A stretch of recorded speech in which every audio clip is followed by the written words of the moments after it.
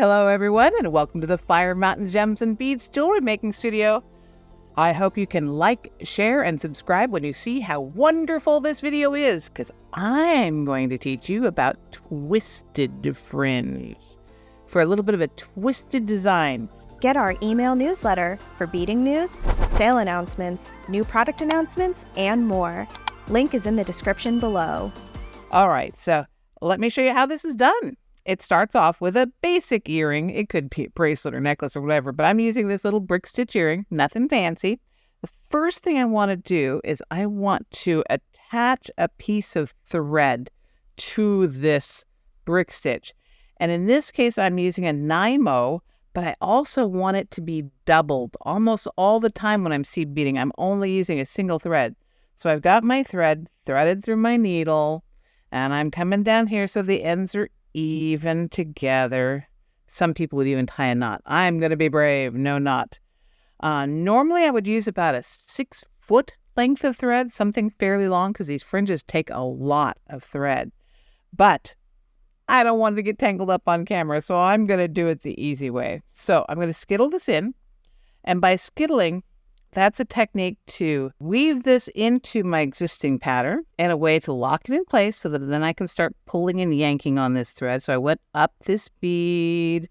Here I'll go up this bead here. I'll go down this bead.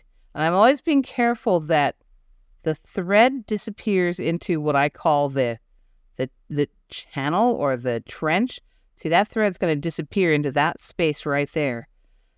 And that's the whole point of this skittling, is you lock this thread in place without tying any knots, really. But it also makes the thread disappear. And I'll go in and out. I generally try and stick to sort of a figure 8 pattern. I'm going to go back through this one. And now you can see, well, it's getting tighter, but it's not tight enough yet. Down that one. Not tight enough. I can feel it trying to pull away from me. I'm going to go down this one. There is no rhyme or reason. Just keep making angles and turns on it until I can no longer pull the thread out. I went up 2 beads there. There we go. Now we're tight. And then finally, I want to come out this bottom bead. So through all my weaving and my interminglings and twisting and turning and weaving, I want to come out that bead there. Give it a nice tug, make sure it'll stay. And I'm going to use my little thread burner to burn off that excess piece of thread. There we go.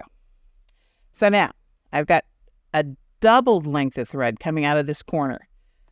2 lengths of thread, because we're going to have to twist it. So we need 2. And I'm going to add 50 of my pink beads here. And I'm going to add 50 of my dark pink beads. But I don't think you want to watch me count out seed beads till I count to 50.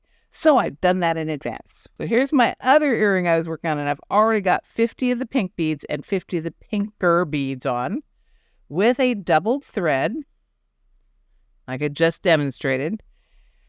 And I also did it on a full 6-foot length. I did it on a big length. So now the trick is to start twisting this.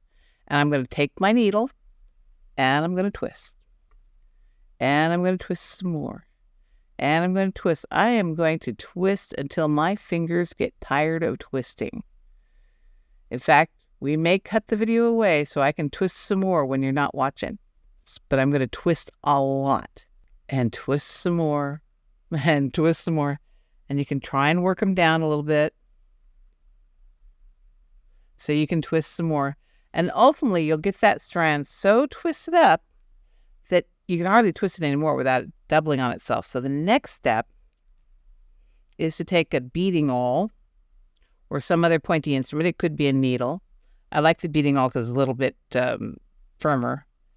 And I want to put that beading awl in the hole between the two threads. And I'm going to force all the twists down toward my seed beads by using the beading awl, just sliding it down. So although this is not a difficult thing to do, it is a patience thing. And when you've completed this, you're going to have such a beautiful piece of jewelry. Still forcing these twists down. You notice I'm ignoring the end with the needle on it right now. I'm just working on the twisted part. So we're forcing the twist to be down there inside the seed beads. So I've got all those twists down there in my thread. Now I probably need to twist it some more. But we're going to see if this is going to work. So at this point, I'm holding it with the beading awl, and I've got the twists here. When I bring this thread up through this bead here, this should automatically twist up on its own. And it's almost there. It needs some more twisting. So what I'd do is I'd leave this, let that sit. I'd go back to my needle and I'd twist it some more. And I guess that would be my biggest tip for anybody who wants to do these twisted fringes is don't skimp on the twisting. So I've done a bunch more twists. Let's force those down into my beads again. So picking up my awl, going back through this, pulling the beading awl through to force the twist down into my strand. I think this is going to be enough this time. Okay, I think that's as far as I can go. That is really twisted. You can see how it's twisting itself up. Okay, so that's as twisted as I can make. I'm going to take the beading awl out, but I am holding the remaining twists here in my fingers so they don't come untwisted. Ta-da! Works just like that. So then, hanging on to all of this nonsense, all this twisted stuff here, I'm going to pick up my needle that's clear on the other end of my thread there, and I am going to go through the very next bead in my brick stitch, right up through here. Bring it all the way through, kind of slowly and gently so we don't lose any twisting. Come on up. And finally I can let go. And make it do its twist thing. I might have to help it a little bit, but it will stay twisted when you're wearing it on your ears. Then we go down through the next bead. Ta-da, ta-da, ta-da. Coming all the way down. Doing it a little bit gently because all those twists makes it sort of tangle on its own. There we go. Down through there. And we're ready to start another twisted fringe. And there you have it. One twisted fringe. We've come out this bead here and we're ready to start another one.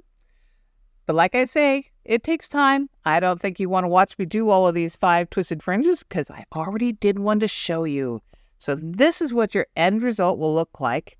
And when you get back up and you finish that fifth twisted fringe and you can start to celebrate, come back up here with your thread and you skittle back in to lock the thread in place again, just like you did before at the beginning.